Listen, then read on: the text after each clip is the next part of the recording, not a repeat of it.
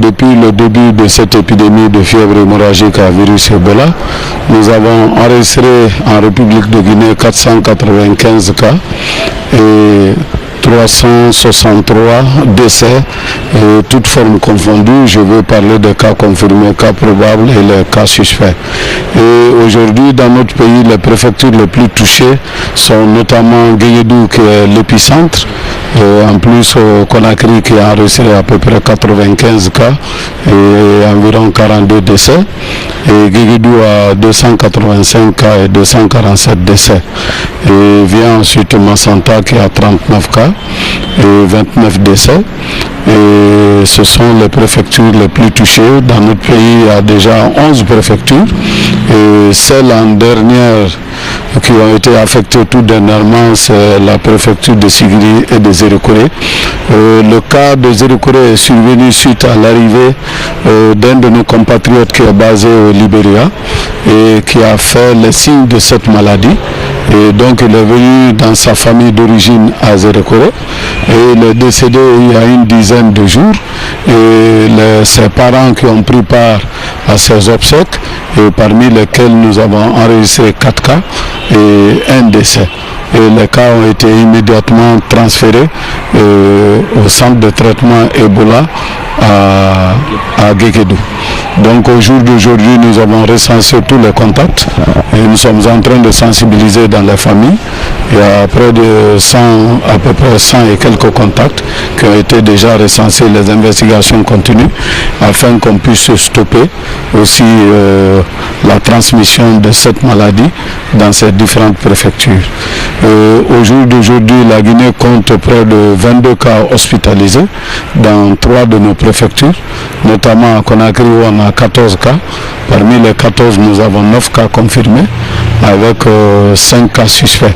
À Sigiri, il reste 2 cas hospitalisés et à Guéguédou, nous avons 6 cas hospitalisés.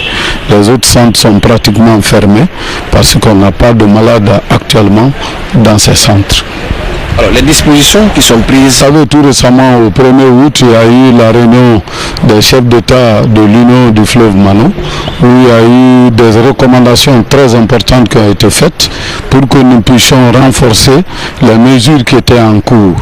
Et là, aujourd'hui, on a élaboré un plan d'action pour renforcer déjà ces mesures sur le terrain. Et entre autres mesures, nous allons procéder à un renforcement du suivi des contacts.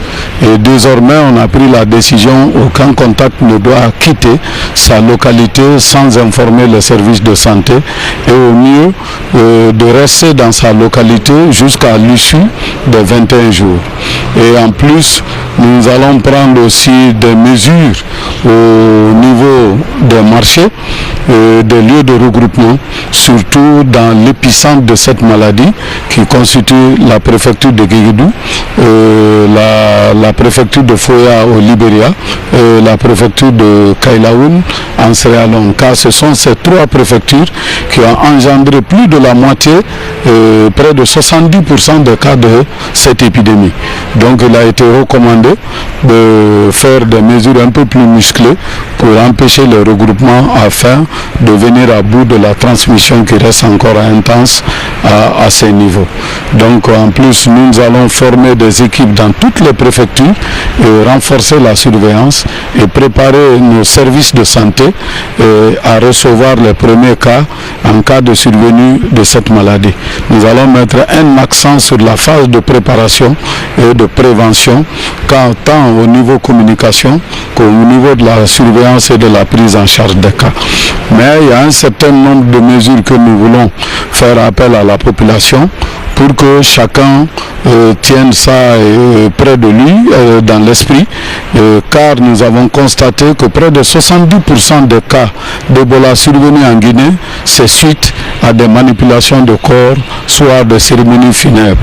C'est pour cela que nous voulons demander à la population de respecter l'interdiction de transporter le corps d'une préfecture à une autre, moins encore le décès dû à Ebola. Nous savons que les habitudes ont la tête dure, mais il faut que la population guinéenne, de façon générale, accepte cette interdiction si nous devons venir à bout de cette maladie. Aujourd'hui, la Guinée a eu près de 40 agents de santé touchés, dont 22 qui sont déjà décédés, et on en a encore près de 5 à 6 qui sont hospitalisés. Donc pour empêcher toutes ces infections, nous avons demandé même aux forces de sécurité et de l'armée pour nous aider à mettre en œuvre l'interdiction de déplacement de corps d'une localité à une autre. Ensuite, nous conseillons tout le monde de revenir sur certaines mesures. On avait dit dès le début de cette épidémie d'interdire les accolades.